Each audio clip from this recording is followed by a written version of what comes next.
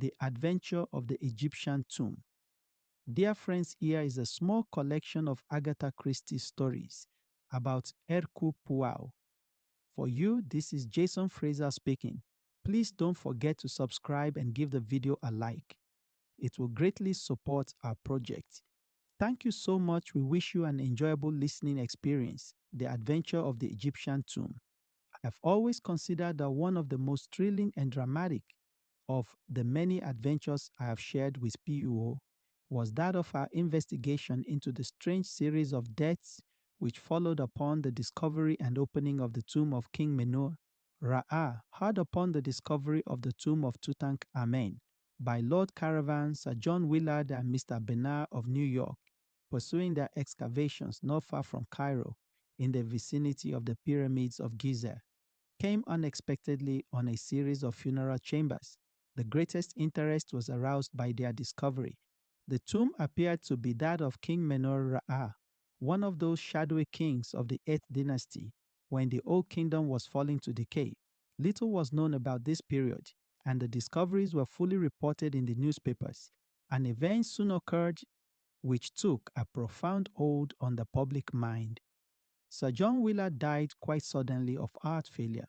The more sensational newspapers immediately took the opportunity of reviving all the old superstitious stories connected with the ill luck of certain Egyptian treasures, that the unlucky mummy at the British Museum, that high old chestnut was dragged out with fresh zest, was quietly denied by the museum, but nevertheless enjoyed all its usual vogue. A fortnight later, Mr. Binner died of acute blood poisoning, and a few days afterwards, a nephew of his shot himself in New York. The curse of Minara was the talk of the day, and the magic power of dead and gone. Egypt was exalted to a fetish point. It was then that Cole received a brief note from Lady Willard, widow of the dead archaeologist, asking him to go and see her at her house in Kensington Square. I accompanied him. Lady Willard was a tall, thin woman, dressed in deep mourning. Her haggard face bore eloquent testimony to her recent grief. "It is kind of you to have come so promptly. Miss P.O., I am at your service. Lady Willard, you wish to consult me. You are, I am aware, a detective. But it is not only as a detective that I wish to consult you. You are a man of original views. I know you have imagination, experience of the world. Tell me, Miss P.O., what are your views on the supernatural?" P.O. hesitated for a moment before he replied. He seemed to be considering. Finally, he said, "Let us not misunderstand each other. Lady Willard, it is not a general question that you are asking me there. It has a personal application, has it not? You are referring obliquely to the death of your late husband. That is so," she admitted. "Yep, you want me to investigate the circumstances of his death? I want you to ascertain for me exactly how much is newspaper chatter and how much may be said to be founded on factory deaths and PWO, each one explicable taken by itself, but taken together surely an almost unbelievable coincidence, and all within a month of the opening of the tomb. It may be mere superstition. It may be some potent curse from the past that operates in ways undreamed of by modern science. The fact remains 3 deaths. And I am afraid, MPUO, horribly afraid. It may not yet be the end. For whom do you fear for my son? When the news of my husband's death came, I was ill. My son, who has just come down from Oxford, went out there. He brought the body home. But now he has gone out again. In spite of my prayers and entreaties, he is so fascinated by the work that he intends to take his father's place and carry on the system of excavations. You may think me a foolish, credulous woman, but MPUO, I am afraid, supposing that the spirit of the dead king is not yet appeased. Perhaps to you I seem to be talking nonsense. No, indeed. Lady Willard said, PUO quickly. I too believe in the force of superstition, one of the greatest forces the world has ever known. I looked at him in surprise. I should never have credited PUO with being superstitious, but the little man was obviously in earnest. What you really demand is that I shall protect your son. I will do my utmost to keep him from harm. Yes, in the ordinary way, but against an occult influence in volumes of the Middle Ages, Lady Willard, you will find many ways of counteracting black magic. Perhaps they knew more than we. With all our boasted science, now let us come to facts that I may have guidance. Your husband had always been a devoted Egyptologist, hadn't he? Yes, from his youth upwards. He was one of the greatest living authorities upon the subject. But Mr. Bner, I understand, was more or less of an amateur. Oh, quite. He was a very wealthy man who dabbled freely in any subject that happened to take his fancy. My husband managed to interest him in Egyptology, and it was his money that was so useful in financing the expedition. And the nephew, what do you know of his tastes? Was he with the party at all? I do not think. So, in fact, I never knew of his existence till I read of his death in the paper. I do not think he and Mr. Biner can have been at all intimate. He never spoke of having any relations who are the other members of the party. Well, there is Dr. Toswell, a minor official connected with the British Museum, Mr. Schneider of the Metropolitan Museum in New York, a young American secretary, Dr. Ames, who accompanies the expedition in his professional capacity, and Hassan, my husband's devoted native servant. Do you remember the name of the American secretary, Harper? I think, but I cannot be sure. He had not been with Mr. Biner very long. I know he was a very pleasant young fellow. Thank you, Lady Willard. If there is anything else for the moment, nothing, leave it now in my hands, and be assured that I will do all that is humanly possible to protect your son. They were not exactly reassuring words, and I observed Lady Willard wince as he uttered them, yet at the same time the fact that he had not pooh-poohed her fears seemed in itself to be a relief to her. For my part, I had never before suspected that Poirot had so deep a vein of superstition in his nature. I tackled him on the subject as we went homewards. His manner was grave and earnest. But yes, Hastings, I believe in these things. You must not underrate the force of superstition. What are we going to do about it, your pratique? The good Hastings. Urban to begin with. We are going to cable to New York for fuller details of young Mr. Black's death. He duly sent off his cable. The reply was full and precise. Young Red Benet had been in low water for several years.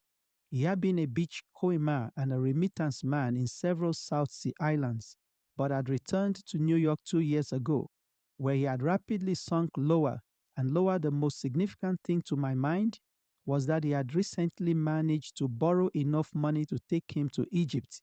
A good friend there I can borrow from, he had declared here. However his plans had gone, array he had returned to New York, cursing his kin, flint of an uncle who cared more for the bone of dead and gone kings than his own flesh and blood. It was during his sojourn in Egypt that the death of Sir John Willard occurred. Red had plunged once more into his life of dissipation in New York, and then without warning he had committed suicide, leaving behind him a letter which contained some curious phrases. It seemed written in a sudden fit of remorse. He referred to himself as a leper and an outcast, and the letter ended by declaring that such as he were better dead. A shadowy theory leapt into my brain. I had never really believed in the vengeance of a long-dead Egyptian king. I saw here a more modern crime. Supposing this young man had decided to do away with his uncle, preferably by poison, by mistake. Sir John Willard receives the fatal dose. The young man returns to New York haunted by his crime. The news of his uncle's death reaches him. He realizes how unnecessary his crime has been and, stricken with remorse, takes his own life. I outlined my solution to Poirot. He was interested. It is ingenious, what you have thought of there. Decidedly, it is ingenious. It may even be true, but you leave out of count the fatal influence of the tomb. I shrugged my shoulders. You still think that has something to do with it so much. So, mon ami, that we start for Egypt tomorrow. What I cried. Astonished, I have said it. An expression of conscious heroism spread over Pooh's face. Then he groaned. But oh, he lamented the sea, the hateful sea. It was a week later. Beneath our feet was the golden sand of the desert. The hot sun poured down overhead. Pee-wee, oh, the picture of misery wilted by my side. The little man was not a good traveler. Our 4 days' voyage from Marseille had been one long agony to him. He had landed at Alexandria, the wraith of his former self. Even his usual neatness had deserted him. We had arrived in Cairo and had driven out at once to the Mina House Hotel. Right in the shadow of the pyramids, the charm of Egypt had laid hold of me.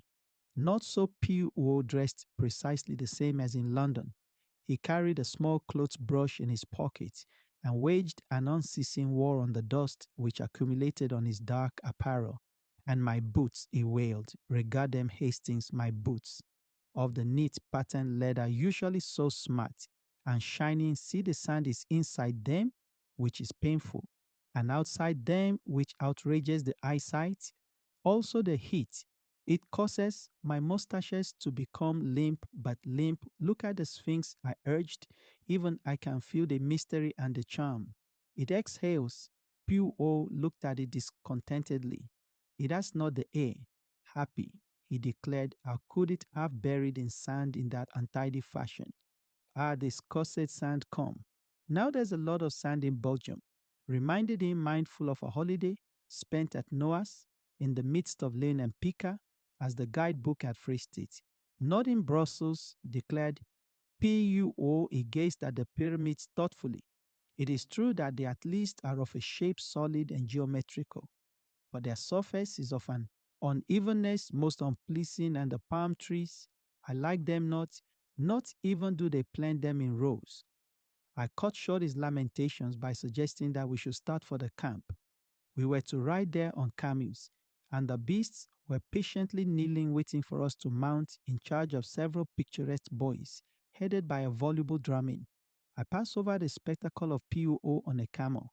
He started by groans and lamentations and ended by shrieks, gesticulations, and invocations to the Virgin Mary and every saint in the calendar in the end. He descended ignominiously and finished the journey on a diminutive donkey. I must admit that a trotting camel is no joke for the amateur. I was stiff for several days. At last, we neared the scene of the excavations. A sunburnt man with a grey beard in white clothes and wearing a helmet came to meet us, MPUO and Captain Hastings. We received your cable.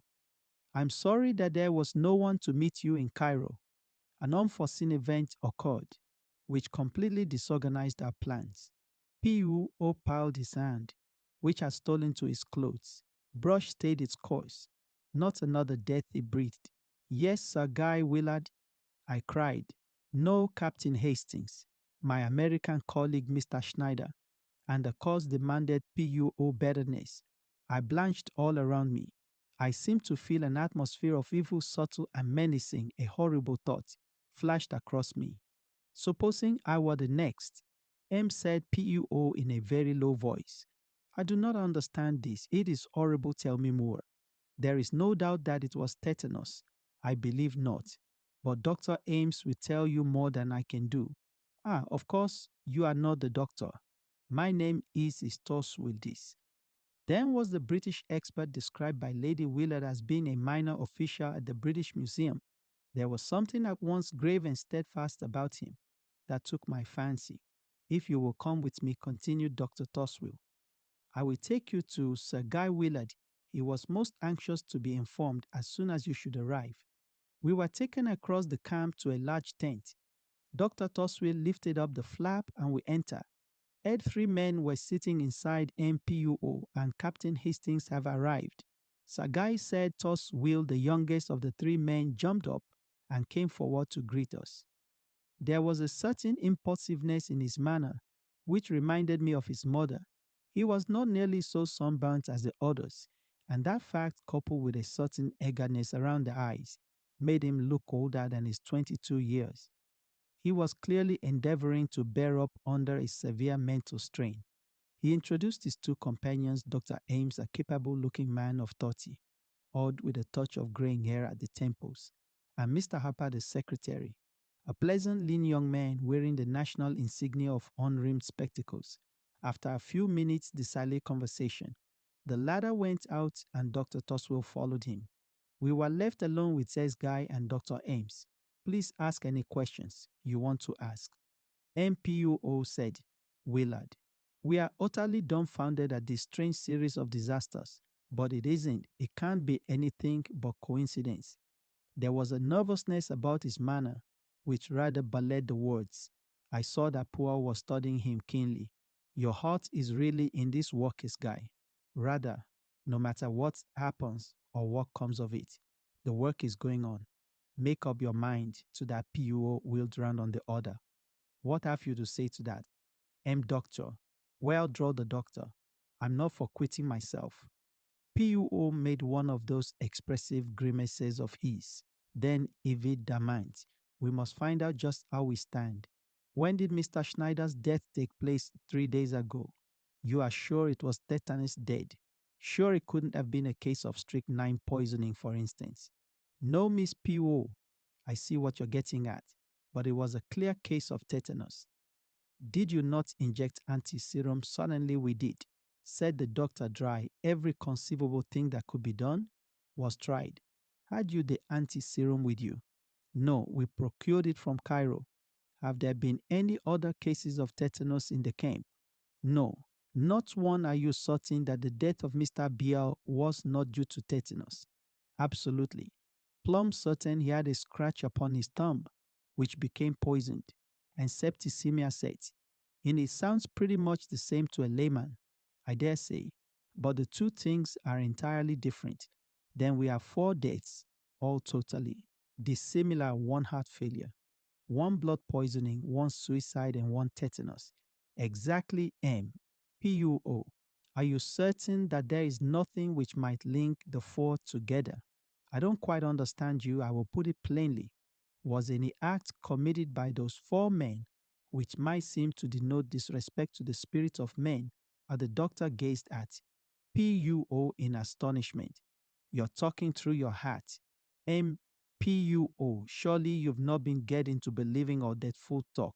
Absolute nonsense, muttered Willard angrily. PUO remained placidly immovable, blinking a little out of his green cat's eyes. So you do not believe it, Miss L. Doctor? No, sir, I do not, declared the doctor emphatically. I am a scientific man, and I believe only what science teaches. Was there no science? Then in ancient Egypt, asked P.O. softly. He did not wait for a reply, and indeed Dr. Ames seemed rather at a loss for the moment. No, no, do not answer me, but tell me this. What do the native workmen think? I guess, said Dr. Am, that where white folk lose their heads, natives aren't going to be far behind. I'll admit that they are getting what you might call scared, but they've no cause to be. I wonder, said P.U.O. noncommittally. So Guy leaned forward. Surely, he cried incredulously, you cannot believe in, oh, but the thing's absurd. You can know nothing of ancient Egypt. If you think that for answer, P.U.O. produced a little book from his pocket, an ancient tattered volume as he held it out. I saw its title, The Magic of the Egyptians and Kalends. Then wheeling round, he strode out of the tent. The doctor stared at me. What is his little idea? The phrase so familiar on Pooh's lips made me smile as it came from another. I don't know exactly. I confessed he's got some plan of exorcising the evil spirits. I believe I went in search of Poirot and found him talking to the limp-fit Mr. Block's secretary. No, Mr. Harper was saying I've only been 6 months with the expedition. Yes, I knew Mr. Blackerfast pretty well. Can you recount to me anything concerning his nephew? He turned up here one day. Not a bad-looking fellow. I'd never met him before, but some of the others had Ames, I think. And Schneider, the old man, wasn't at all pleased to see him. They were at it in no time. Hammer and tongs, not a cent, the old man shouted. Not 1 cent now, or when I'm dead. I intend to leave my money to the furtherance of my life's work. I've been talking it over with Mr. Schneider today, and a bit more of the same young Blair lit out for Cairo right away. Was he in perfectly good health at the time? The old man? No, the young one. I believe he did mention there was something wrong with him, but it couldn't have been anything serious, or I should have remembered one thing more. Has Mr. Bina left a will? So far as we know, he is not. Are you remaining with the expedition? Mr. Harper, no, sir. I'm not. I'm for New York as soon as I can square up things here. You may laugh if you like, but I'm not going to be this blasted old man. Hera's next victim he'll get me if I stop here. The young man wiped the perspiration from his brow. Quo turned away over his shoulder. He said with a peculiar smile, "Remember, he got one of his victims in New York." "Oh, hell," said Mr. Harper forcibly. "That young man is nervous," said Poirot thoughtfully. "He is on the edge, but absolutely on the edge." I glanced at Poirot curiously, but his enigmatical smile told me nothing in company with S-Guy Willard and Dr. Toswell. We were taken round the excavations. The principal finds had been removed to Cairo, but some of the tomb furniture was extremely interesting. The enthusiasm of the young baronet was obvious, but I fancied that I detected a shade of nervousness in his manner, as though he could not quite escape from the feeling of menace in the air. As we entered the tent, which had been assigned to us for a wash before joining the evening meal, a tall dark figure in white robes stood aside to let us pass with a great F gesture and a murmured greeting in Arabic. P.U.O. stopped. "You are H. son, the late Sir John Willard's servant. I served my Lord Sir John. Now I serve his son." He took a step nearer to us and lowered his voice. "You are a wise one. They say, learned in dealing with evil spirits. Let the young master depart from here. There is evil in the air around us." And with an abrupt gesture, not waiting for a reply, he threw away evil in the air, muttered, "P. Oh, yes, I feel it." Our meal was hardly a cheerful one. The floor was left to Dr. Toswell, who discoursed at length upon Egyptian antiquities, just as we were preparing to retire to rest. Sagi caught P.U.O. by the arm and pointed. A shadowy figure was moving amidst the tents. It was no human one I recognized distinctly. The dog-headed figure I had seen carved on the walls of the tomb.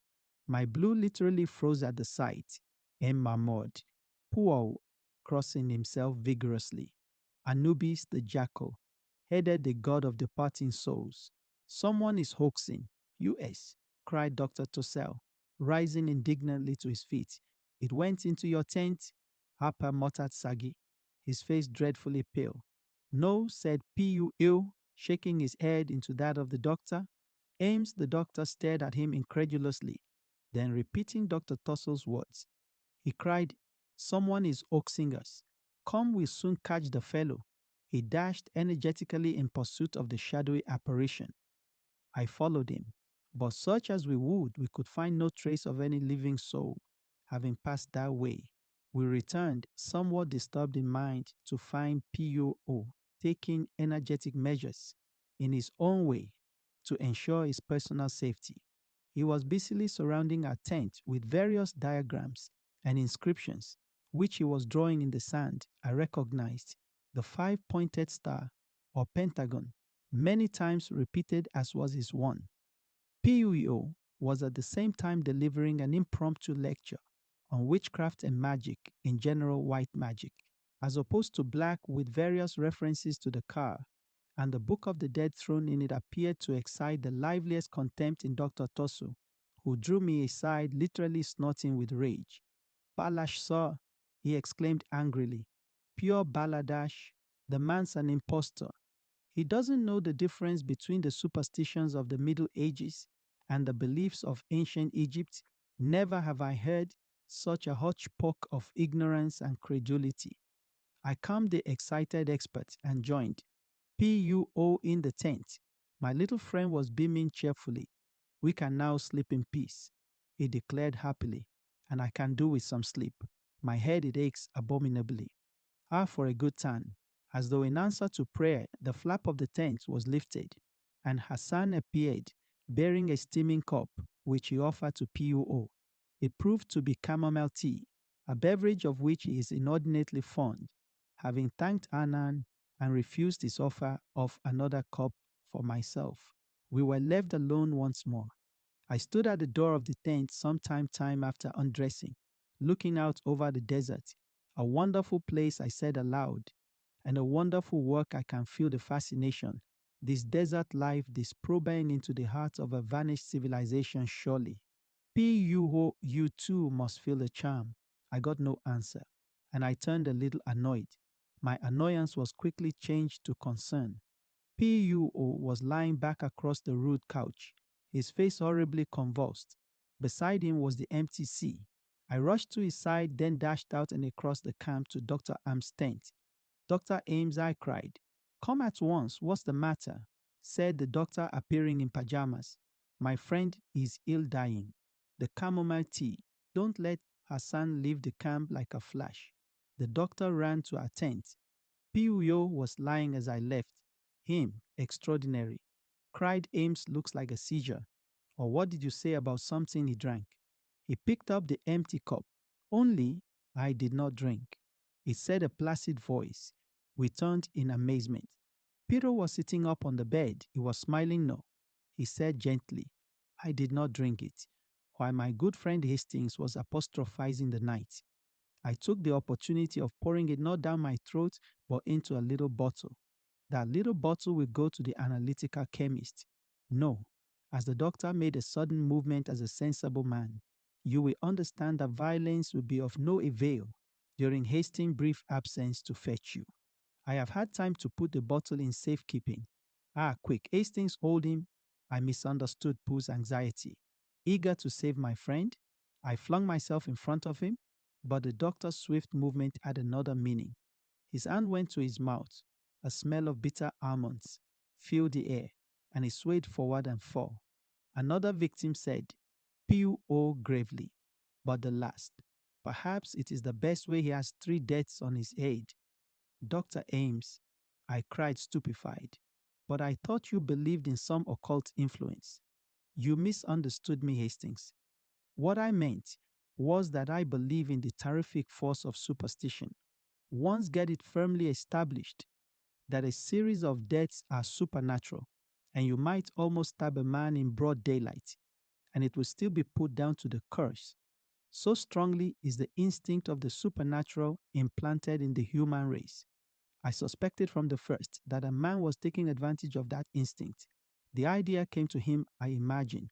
With the death of Sir John Willard, a fury of superstition arose at once.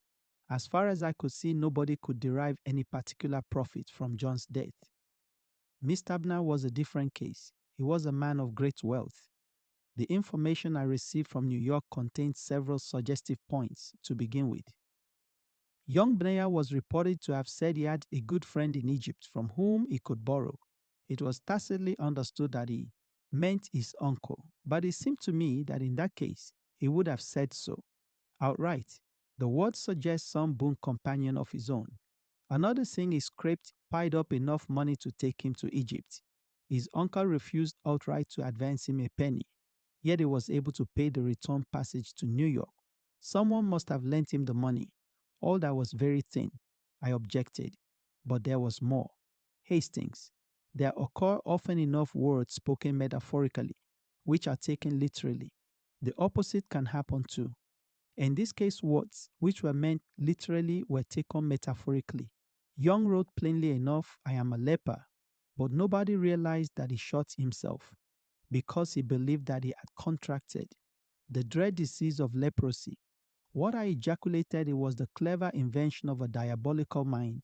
Young Bina was suffering from some minor skin trouble he had lived in the South Sea Islands where the disease is common enough. Ames was a former friend of his and a well-known medical man. He would never dream of doubting his word. When I arrived here, my suspicions were divided between Harper and Dr. Ames, but I soon realized that only the doctor could have perpetrated and concealed the crimes, and I learned from Harper that he was previously acquainted with young Bina. Doubtless the latter, at some time or another, had made a will or had ensured his life in favor of the doctor. The latter saw his chance of acquiring wealth. It was easy for him to inoculate Mr. Bina with the deadly germs. Then the nephew, overcome with despair at the dread, news his friend had conveyed to him, shot himself. Mr. Bina, whatever his intentions, had made no will. His fortune would pass to his nephew, and from him to the doctor and Mr. Schneider, We cannot be sure he knew young Blair too. Remember, I may have suspected something. Or again, the doctor may have thought that a further death, motiveless and purposeless, would strengthen the coils of superstition. Furthermore, I will tell you an interesting psychological fact. Hastings, a murderer, has always a strong desire to repeat his successful crime.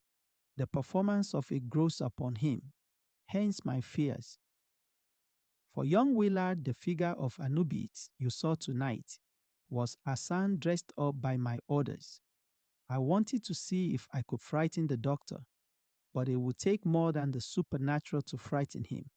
I could see that he was not entirely taken in by my pretenses of belief in the occult. The little comedy I played for him did not deceive him. I suspected that he would endeavor to make me the next victim. But in spite of lame modit, the heat abominable and the annoyances of the sand, the little grey cells still functioned. PUO proved to be perfectly right in his premises. Young Barner, some years ago, in a fit of drunken mirth, had made a jocular will leaving my cigarette case.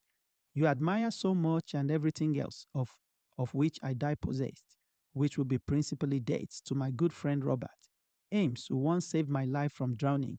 The case was hushed up as far as possible, and to this day people talk of the remarkable series of deaths in connection with the tomb of men, Hera as a triumphal proof of the vengeance of a bygone king upon the desecrators of his tomb. A belief which, as PUO pointed out to me, is contrary to all Egyptian belief and thought. The disappearance of Mr. Davenheim. The disappearance of Mr. Davenheim. PUA and I were expecting our old friend Inspector of Scotland Yard to tea. We were sitting around the tea table awaiting his arrival. PUO had just finished, carefully straightening the cups and saucers, which our landlady was in the habit of throwing rather than placing on the table. He had also breathed heavily on the metal teapot and polished it with a silk handkerchief. The kettle was on the boil, and a small enamel saucepan beside it contained some thick sweet chocolate, which was more to Pooh's palate than what he described as your English poison. A sharp rat-tat sounded below, and a few minutes afterwards entered, briskly. "Hope I'm not late," he said as he greeted us to tell the truth. I was yarning with Miller, the man who's in charge of the Davenheim case. I pricked up my ears for the last 3 days. The papers had been full of the strange disappearance of Mr. Davenheim's senior partner of Davenheim, and summoned the well-known bankers and financiers on Saturday. Last, he had walked out of his house and had never been seen since. I looked forward to extracting some interesting details. From, I should have thought, I remarked that it would be almost impossible for anyone to disappear. Nowadays, Quo moved a plate of bread and butter, the eighth of an inch, and said sharply, "Be exact. My friend, what do you mean by disappear? To which class of disappearance are you referring? Are disappearances classified and labeled?" Then I laughed, smiled. Also, PO frowned at us both. But certainly they fall into 3 categories. First, and most common, the voluntary disappearance. Second, the much abused loss of memory. Case rare but occasionally genuine. Third, murder, and a more or less successful disposal of the body. Do you refer to all 3 as impossible of execution? Very nearly.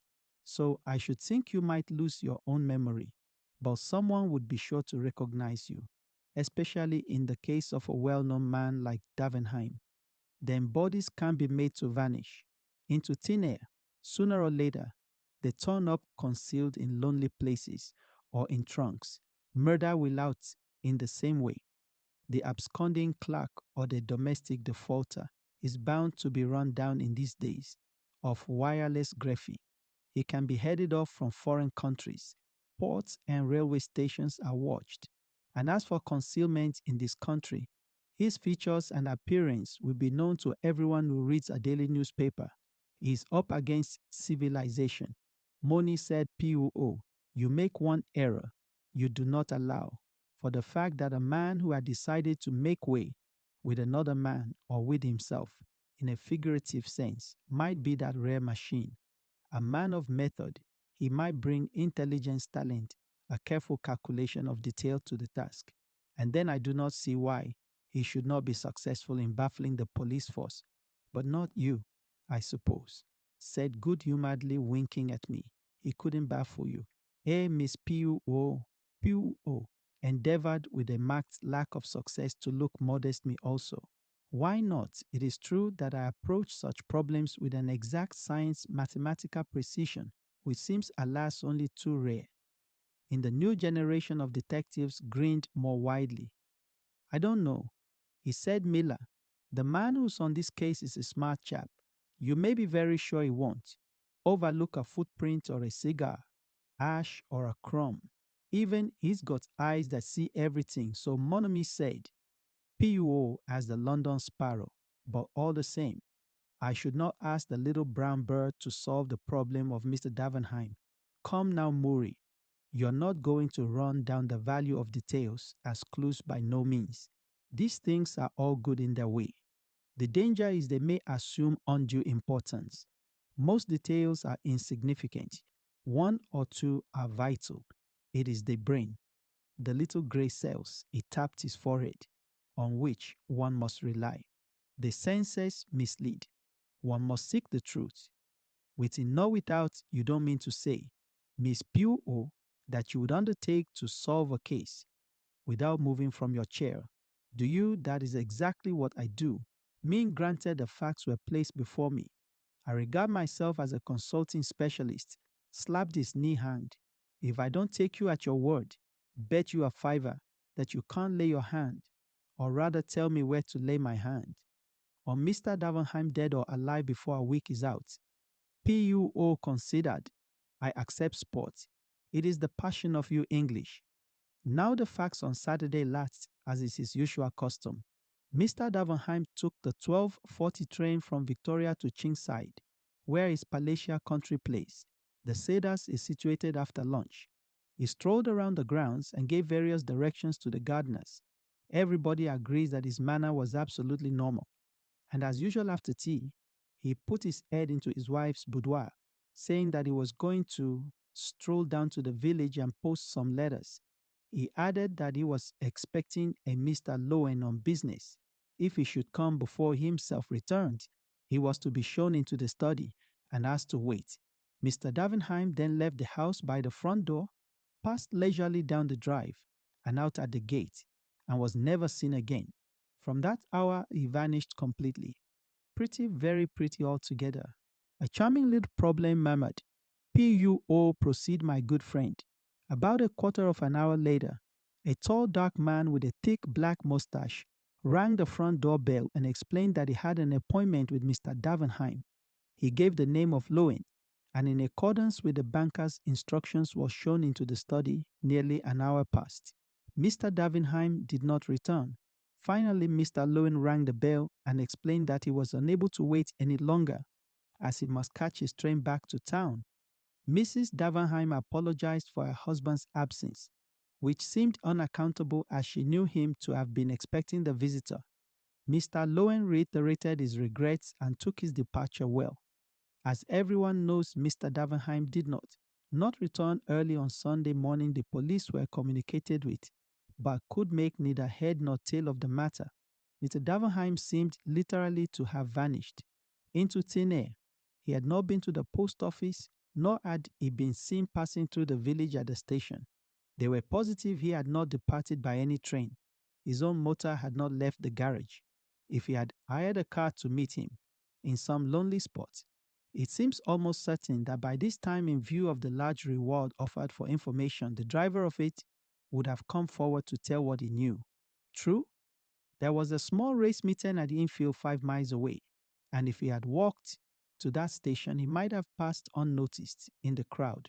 But since then, his photograph and a full description of him have been circulated in every newspaper, and nobody has been able to give any news of him. We have, of course, received many letters from all over England, but each clue so far has ended in disappointment on Monday morning.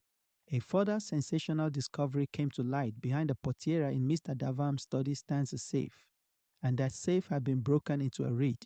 The windows were fastened securely on the inside, which seems to put an ordinary burglary out of court, unless, of course, an accomplice within the house fastened them again afterwards. On the other hand, Sunday having intervened and the household being in a state of chaos, it is likely that the burglary was committed on the Saturday and remained undetected until Monday. Pront said P.U.O. dry. Well, is he arrested? Says P.O. M. Lowen grinned. Not yet, but is under pretty close supervision. P.U.O. nodded. What was taken from the safe? Have you any idea? We've been going into that with the junior partner of the firm. And Mrs. Davin, apparently there was a considerable amount in bearer bonds and a very large sum in notes going to some large transaction, having been just carried through. There was also a small fortune in jewelry. All Mrs. Davenheim jewels were kept in the safe. The purchasing of them had become a passion with her husband of late years, and hardly a month passed that he did not make her a present of some rare and costly gem. Altogether, a good haul said. P.U. thoughtfully. Now what about Lowen, is it known what his business was with Davenheim that evening? Well, the two men were apparently not on very good terms. Lone is a speculator, in quite a small way. Nevertheless, he has been able once or twice to score a coup of Davenheim. In the market, though, it seems they seldom or never actually met. It was a matter concerning some South American shares, which led the banker to make his appointment. Had Davenheim interest in South America? Then I believe. So, Mrs. Davenheim happened to mention that he spent all last autumn in Buenos Aires. Any trouble in his home life? Were the husband and wife on good terms? I should say his domestic life was quite peaceful and uneventful. Mrs. Davenheim is a pleasant, rather unintelligent woman, quite a entity. I think then we must not look for the solution of the mystery. There had he any enemies, he had plenty of financial rivals, and no doubt there are many people whom he has got the better of who bear him no particular goodwill. But there was no one like to make away with him. And if they had, where is the body? Exactly as Hastings says, bodies have a habit of coming to light with fatal persistency. By the way, one of the gardeners says he saw a figure going around to the side of the house, toward the rose garden. The long French window of the study opens onto the rose garden, and Mr. Davenheim frequently entered and left the house that way. But the man was a good way off at work on some cucumber frames, and cannot even say whether it was the figure of his master or not. Also, he cannot fix the time. With any accuracy, it must have been before 6, as the gardeners ceased work at that time, and Mr. Davenheim left the house about 5:30 or thereabouts. What lies beyond the rose garden? A lake with a boathouse. Yes, a couple of ponds are kept there. I suppose you are thinking of suicide. From P.U.O. Well, I don't mind telling you that Miller's going down tomorrow expressly to see that piece of water dragged. That's the kind of man he is. P.U.O. smiled faintly and turned to me. Hastings, I pray you hand me that copy of the Daily Megaphone. If I remember rightly, there is an unusually clear photograph there of the missing man. I rose and found the sheet required. P.U.O. studied the features attentively. He murmured. Where's his hair? Rather long and wavy, full mustache, and pointed beard, bushy eyebrows, eyes dark.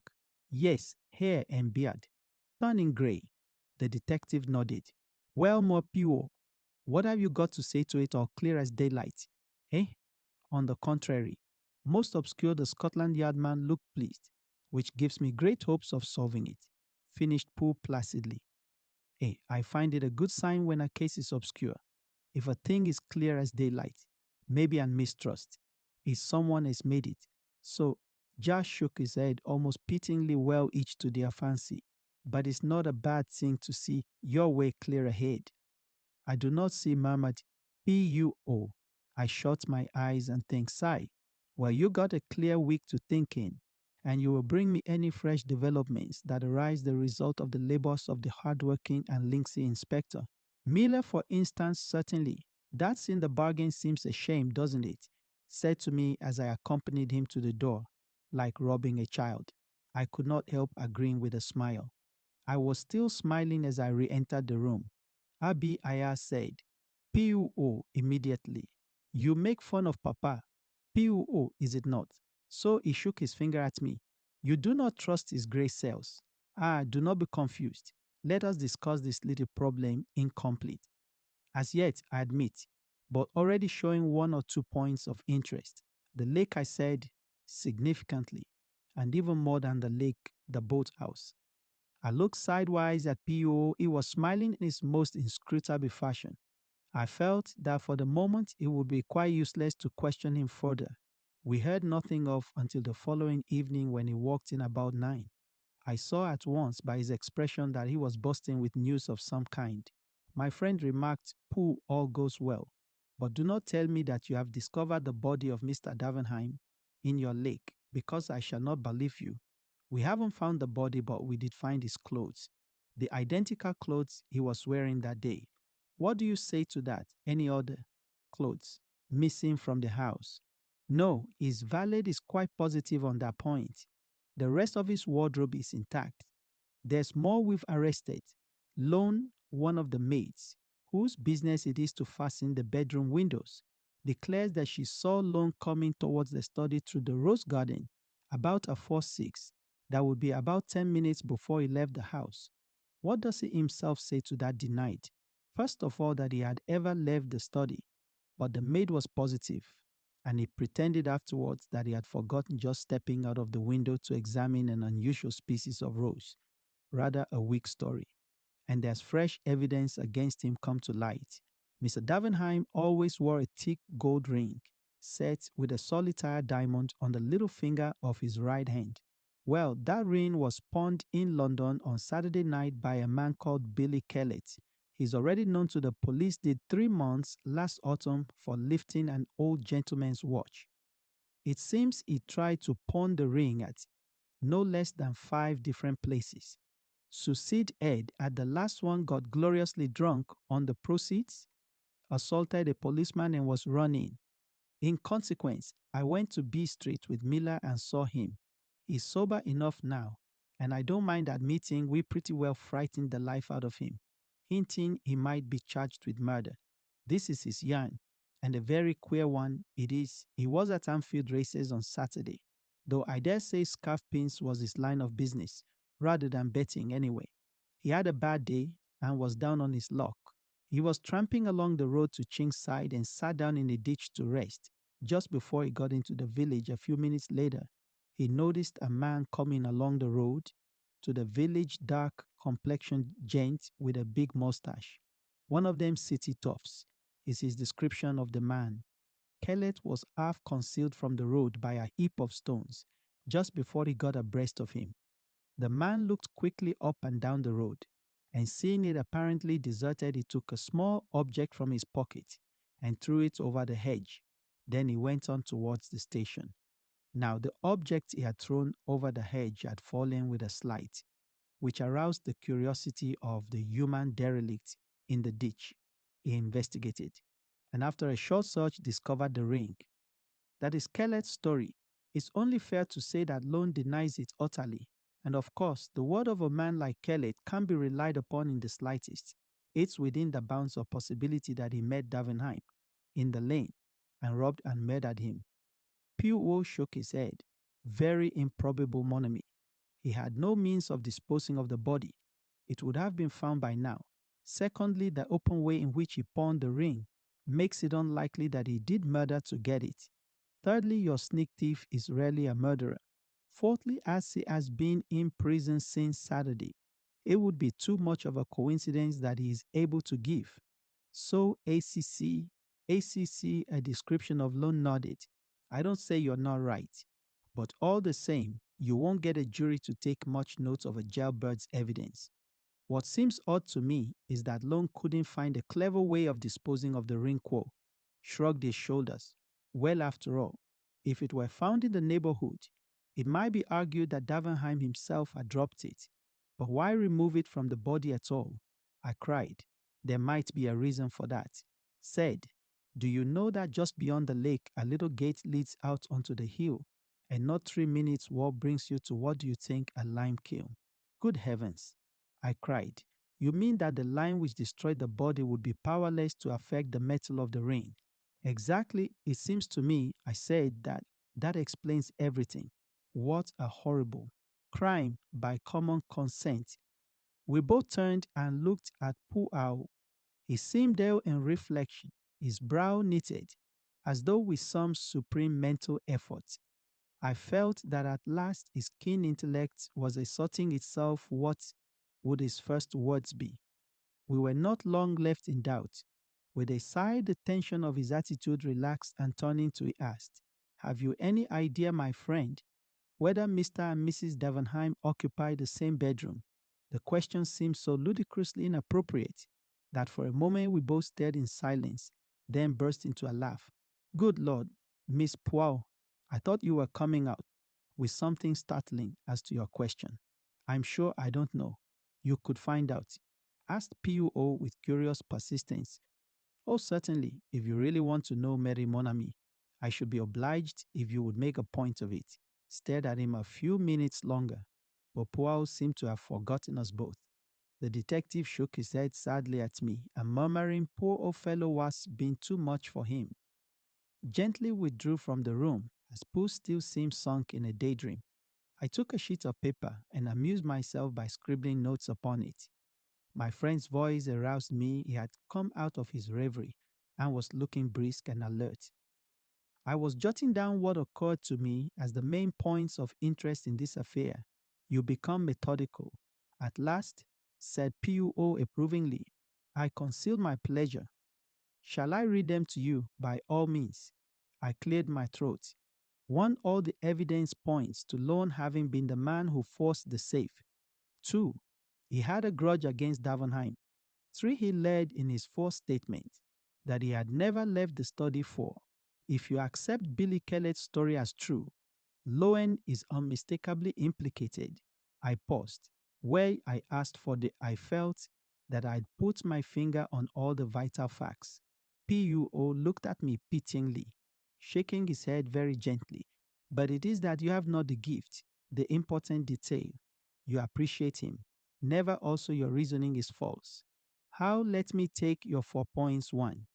Mr. Lone could not possibly know that he would have the chance to open the safe. He came for a business interview. He could not know beforehand that Mr. Davenheim would be absent posting a letter, and that he would consequently be alone in the study. He might have seized his opportunity, I suggested, and the tools. City gentlemen do not carry around housebreakers' tools on the off chance, and one could not cut into that safe with a penknife. Ban Onu. Well, what about number 2? You say Lone had a grudge against Mr. Davenheim. What you mean is that he had once or twice got the better of him, and presumably those transactions were entered into with the view of benefiting himself. In any case, you do not, as a rule, bear a grudge against a man you have got the better of. It is more likely to be the other way about whatever grudge there might have been, would have been on Mr. Davenheim's side, where you can't deny that he lied about never having left the study. No, but he may have been frightened.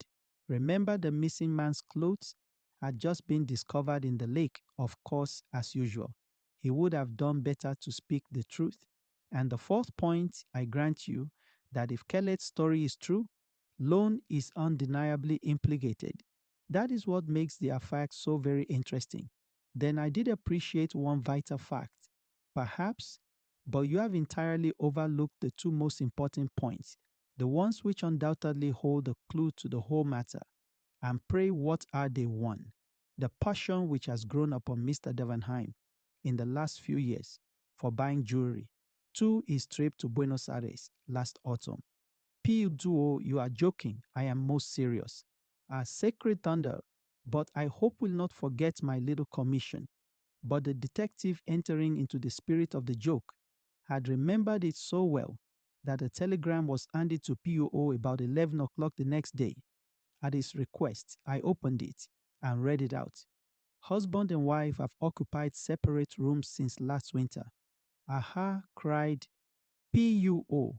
"And now we are in mid-June, all is solved." I stared at him. "You have no monies in the bank of Davenheim and Salmon Monemy." "No," I said, wondering why. "Because I should advise you to withdraw it before it is too late." "Why, what do you expect? I expect a big smash in a few days, perhaps sooner. Which reminds me we will return the compliment of Adepe's to a pencil. I pray you, and a form. Voila. Advise you to withdraw any money deposited with firm in question that will intrigue him. The good his eyes will open wide. He will not comprehend in the slightest until tomorrow or the next day. I remain skeptical, but the morrow forced me to render tribute to my friend's remarkable powers. In every paper was a huge headline telling of the sensational failure of the Davenheim Bank. The disappearance of the famous financier took on a totally different aspect in the light of the revelation of the financial affairs of the bank. Before we were halfway through breakfast, the door flew open and rushed in his left hand was a paper in his right, was Pooh's telegram, which he banged down on the table in front of my friend. How did you know MPUO? How the blazes could you know PUO smiled placidly at him. Ah, mon ami, after your wire. It was a certainty from the commencement. See you, it struck me that the safe burglary was somewhat remarkable. Jewels, ready money, bearer bonds, all so conveniently arranged. For whom? Well, the good M. Davenheim was of those who look after number 11. As your saying goes, it seemed almost certain that it was arranged for himself.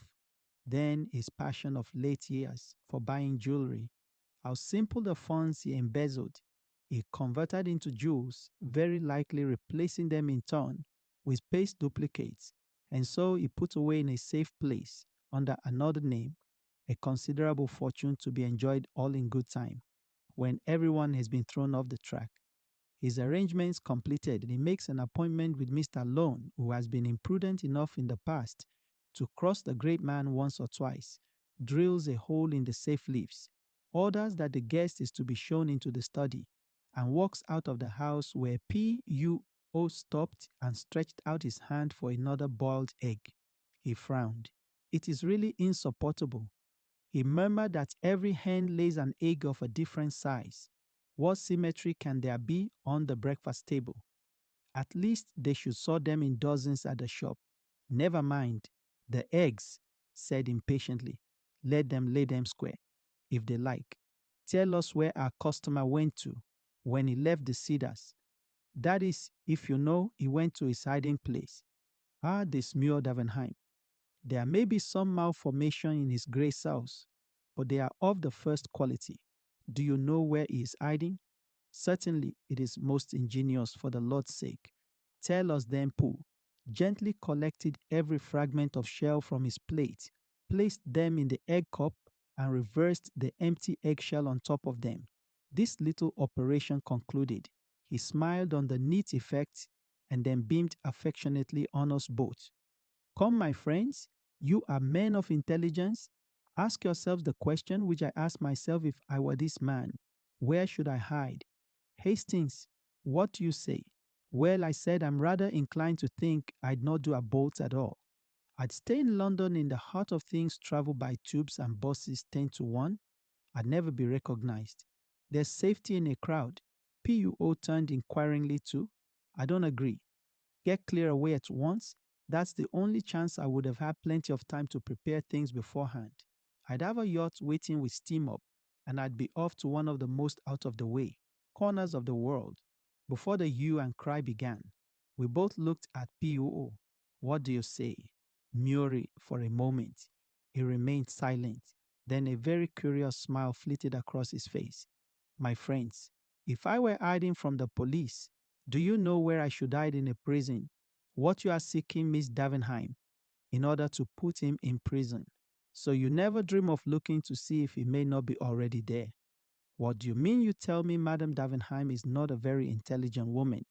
Nevertheless, I think that if you took her to Bow Street and confronted her with the man Billy Kellett, she would recognize him in spite of the fact that he has shaved his beard and mustache and those bushy eyebrows and has cropped his hair. Closer woman nearly always knows her husband, though the rest of the world may be deceived Billy Kellett, but is known to the police. Did I not tell you Davenheim was a man? He prepared his alibi long beforehand. He was not in Buenos Aires last autumn. He was creating the character of Billy Kellett, doing 3 months so that the police should have no suspicions. When the time came, he was playing, remember, for a large fortune as well as liberty. It was worthwhile doing the thing thoroughly. Only yes, a ban afterwards, he had to wear a false beard, and Wig had to make up as himself again. And to sleep with a false beard is not easy. It invites detection. He cannot risk continuing to share the chamber of Madam his wife. You found out for me that for the last 6 months, or ever since his supposed return from Buenos Aires, he and Miss Davenheim occupied separate rooms. Then I was sure everything fitted in. The gardener, who fancied he saw his master going round to the side of the house, was quite right. He went to the boathouse, donned his clothes, which you may be sure had been safely hidden from the eyes of his valet, dropped the others in the lake, and proceeded to carry out his plan by pawning the ring in an obvious manner and then assaulting a policeman, getting himself safely into the haven of Bow Street, where nobody would ever dream of looking for him. It's impossible, murmured, as Madame said. My friend smiling. The next day, a registered letter lay beside Pooh's plate. He opened it and a 5B note fluttered out. My friend's brow puckered. Ah, Sagba, what shall I do with it? I have much remorse. Sap. An idea. We will have a little dinner. We three that consoles me. It was really too easy. I am ashamed who would not rob a child. Mais, mon ami, what have you? That you laugh so hardly the $1 million bond, robbery do bond robbery. What a number of bond robberies there have been. Like I observed one morning laying aside the newspaper. Pooh, let us forsake the science of detection and take to crime. Instead, you are on the, how do you say it, get rich quick. Taka mon ami. Well, look at this last coup. The $1 million worth of Liberty bonds which the London and Scottish Bank were sending to New York, and which disappeared in such a remarkable manner on board the Olympia, if it were not for the mal de mer and the difficulty of practicing the so excellent method of lager for a longer time than the few hours of crossing the channel. I should delight to voyage myself on one of these big liners, murmured Poirot dreamily. Yes, indeed, I said enthusiastically. Some of them must be perfect. Palaces, the swimming baths, the lounges, the restaurants, the palm courts. Really, it must be hard to believe that one is on the sea. Me, I always know when I'm on the sea, said Puo sadly. And all those beggars that you enumerate, they say nothing to me but my friend. Consider for a moment the geniuses that travel, as it were, incognito, on board these floating palaces. As you so justly call them, one would meet the elite, the haute noblesse of the criminal world. I laughed, so that's the way your enthusiasm runs. You would have liked to cross swords with the man who sneaked the Liberty bonds. The landlady interrupted us. A young lady has wants to see you. Mr. P.O. Here's her card. The card bore the inscription Miss Esme Fakwa, and P.O., after diving under the table to retrieve a stray crumb and putting it carefully in the waste paper basket, nodded to the landlady to admit her.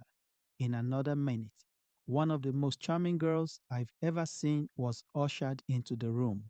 She was perhaps about 25, with big brown eyes and a perfect figure. She was well dressed and perfectly composed in manner. Sit down. I beg of you, mademoiselle, this is my friend Captain Hastings, who aids me in my little problems. I am afraid it is a big problem I have brought you today. And P.O., said the girl, giving me a pleasant bow as she seated herself. I dare say you have read about it in the papers. I am referring to the theft of Liberty bonds on the Olympia. Some astonishment must have shown itself in Pooh's face, for she continued quickly. You are doubtless asking yourself what I have to do with a grave institution, like the London and Scottish Bank. In one sense, nothing in another sense. Everything you see. MPUO. I am engaged to Mr. Philip Ridgway. Haha. And Mr. Philip Ridgway was in charge of the bonds when they were stolen, of course. No actual blame can attach to him. It was not his fault in any way. Nevertheless, he is half distraught over the matter, and his uncle I know insists that he must carelessly have mentioned having them in his possession. It is a terrible setback in his career. Who is his uncle, Mr. Vavassor, joint general manager of the London and Scottish Bank? Suppose, Miss Farrer, that you recount to me the whole story very well. As you know, the bank wished to extend their credits in America, and for this purpose decided to send over $1 million in Liberty bonds. Mr. Vassar selected his nephew, who had occupied a position of trust in the bank for many years and who was conversant with all the details of the bank's dealings in New York, to make the trip. The Olympia sailed from Liverpool on the 23rd, and the bonds were handed over to Philly on the morning of that day by Mr. Vavassor and Mr. Shaw, the two joint general managers of the London and Scottish Bank. They were counted enclosed in a package and sealed in his presence, and he then locked the at once in his portmanteau, a portmanteau with an ordinary lock.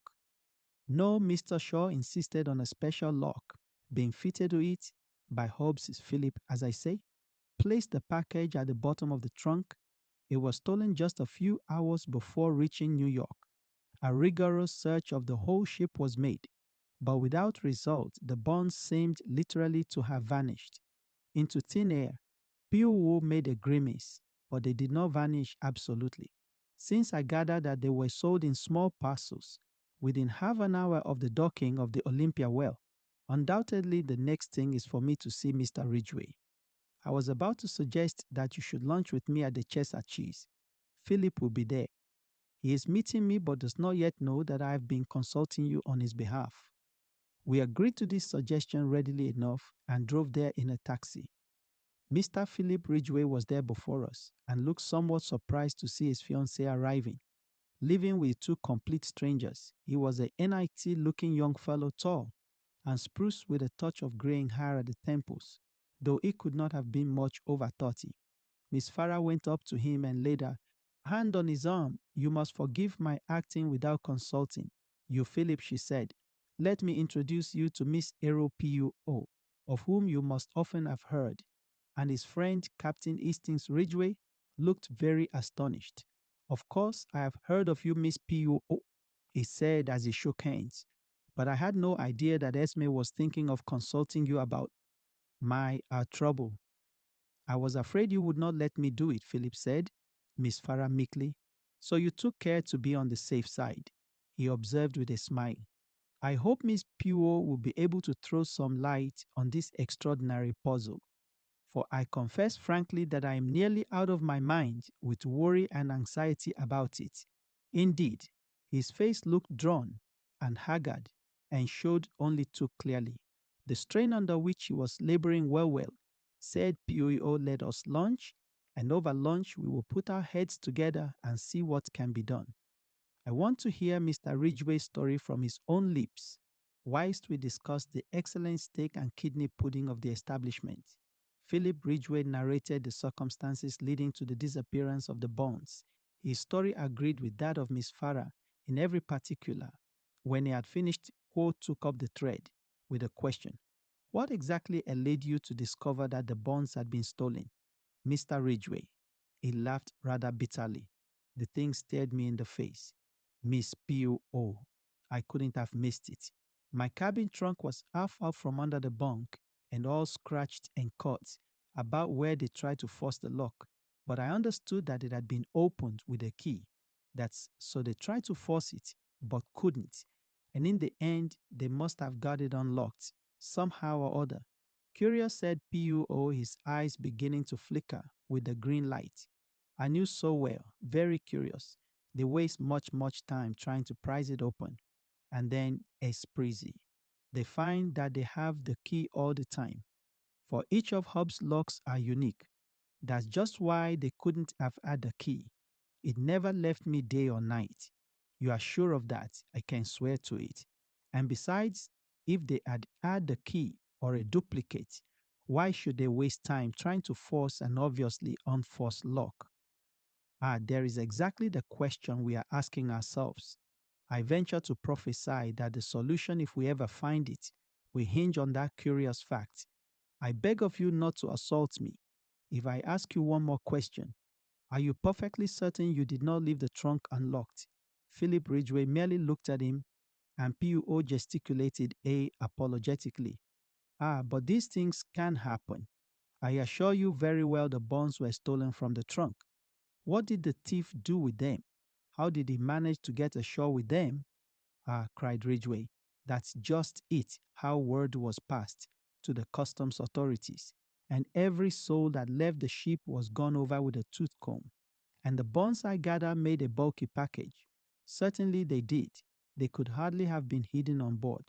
And anyway, we know they weren't, because they were offered for sale within half an hour of the Olympia's arrival, long before I got the cables going and the numbers sent out. One broker swears he bought some of them even before the Olympia got in. But you can't send bonds by wireless. Not by wireless, but did any tug come alongside only the official ones. And that was after the alarm was given when everyone was on the lookout. I was watching out myself for their being passed over to someone that way. My God, Miss P.U.O., this thing would drive me mad. People are beginning to say I stole them myself.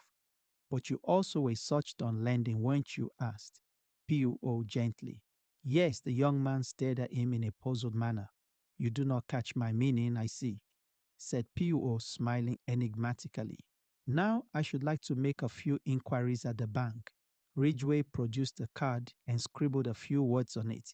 Send this in, and my uncle will see you at once. P.U.O. thanked him.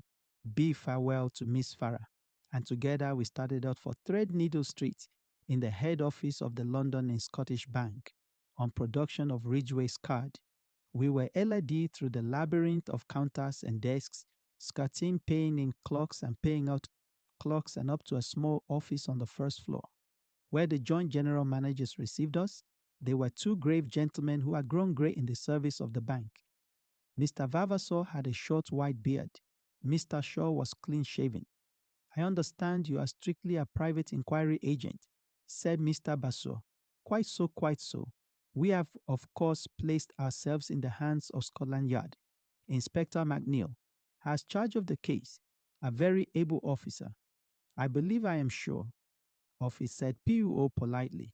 You will permit a few questions on your nephew's behalf about this lock who ordered it from Hobbsy. I ordered it myself, said Mr. Shaw. I would not trust to any clerk in the matter. As to the keys, Mr. Ridgway had one, and the other two are held by my colleague and myself, and no clerk has had access to them. Mr. Shaw turned inquiringly to Mr. Vavassor.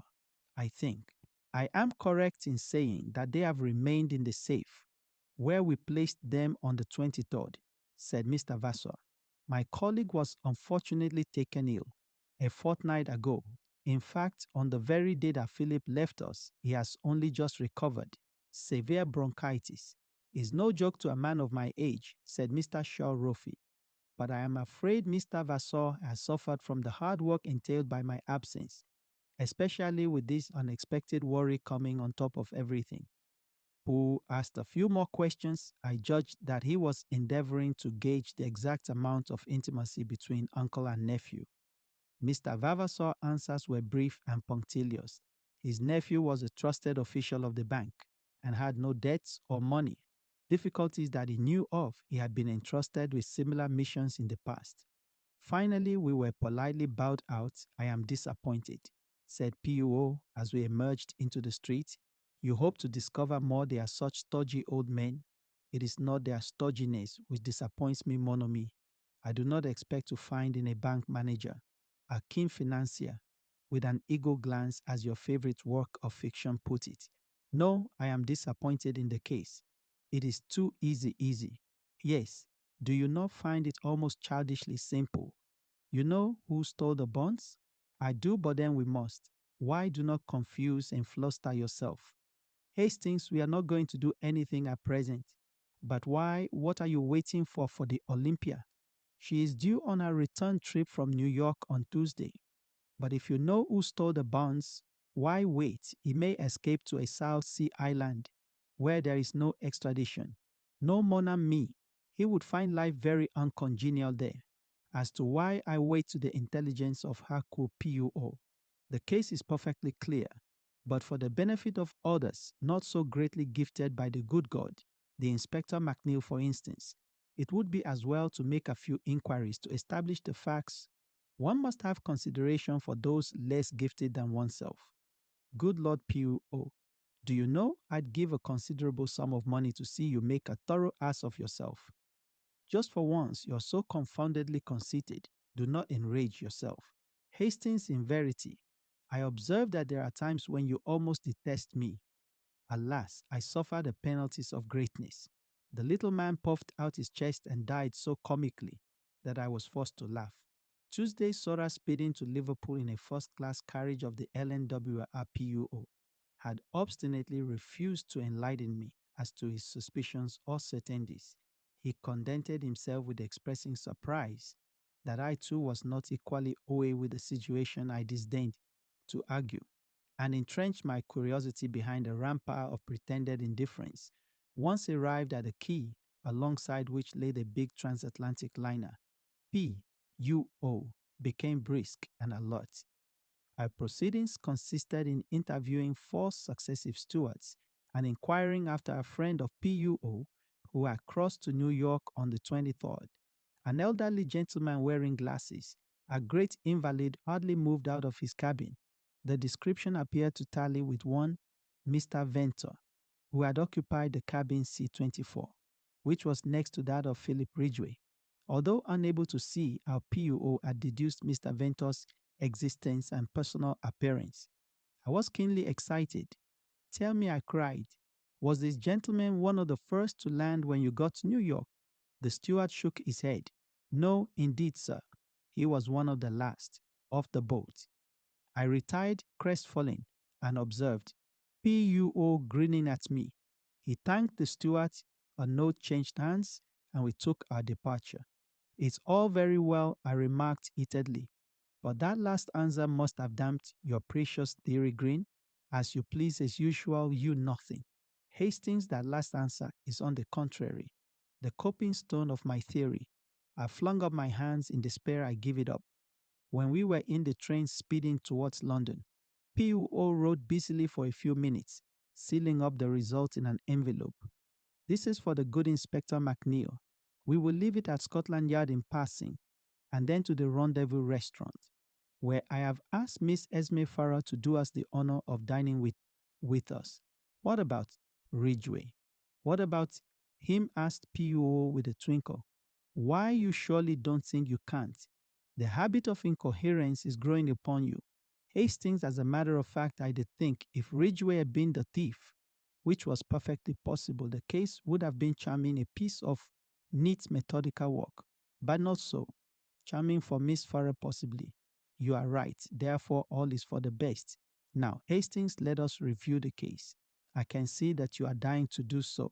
The sealed package is removed from the trunk and vanishes, as Miss Farrar puts it, into thin air. We will dismiss the thin air theory, which is not practicable at the present stage of science, and consider what is likely to have become of it. Everyone assaults the incredibility of its being smuggled ashore. Yes, but we know you may know Hastings. I do not. I take the view that since it seemed incred, it was incredible. 2 possibilities remain. It was hidden on board, also rather difficult, or it was thrown overboard with a cork on it. Do you mean without a cork? I stared. But if the bonds were thrown overboard, they couldn't have been sold in New York. I admire your logical mind. Hastings, the bonds were sold in New York. Therefore, they were not thrown overboard. You see where that leads us. Where we were when we started EDCH DE. If the package was thrown overboard and the bonds were sold in New York, the package could not have contained the bonds. Is there any evidence that the package did contain the bonds? Remember, Mr. Ridgway never opened it from the time it was placed in his hands in London. Yes, but then P.U.O. waved an impatient hand. Permit me to continue the last moment that the bonds are seen as bonds is in the office of the Ann Scottish Bank. On the morning of the 23rd, they reappear in New York half an hour after the Olympia gets in. And according to one man whom nobody listens to actually, before she gets in, Supposing then that they have never been on the Olympia at all, is there any other way they could get to New York? Here is the gigantic leaves. Southampton on the same day as the Olympia, and she holds the record for the Atlantic, mailed by the gigantic. The bonds will be New York the day before the Olympia arrived. All is clear. The case begins to explain itself. The sealed packet is only a dummy, and the moment of its substitution must be in the office, in the bank. It would be an easy matter for any of the three men present to have prepared a duplicate package, which could be substituted for the genuine one. Tran. The bonds are mailed to a confederate in New York with instructions to sell as soon as the Olympia is in. But someone must travel on the Olympia to engineer the supposed moment of the robbery. But why? Because if Ridgway merely opens the packet and finds it a dummy, suspicion flies at once to London. No, the man on board in the cabin next door does his work. Pretends to force the lock in an obvious manner, so as to draw immediate attention to the theft. Really unlocks the trunk with a duplicate key, throws the package overboard, and waits until the last to leave the boat.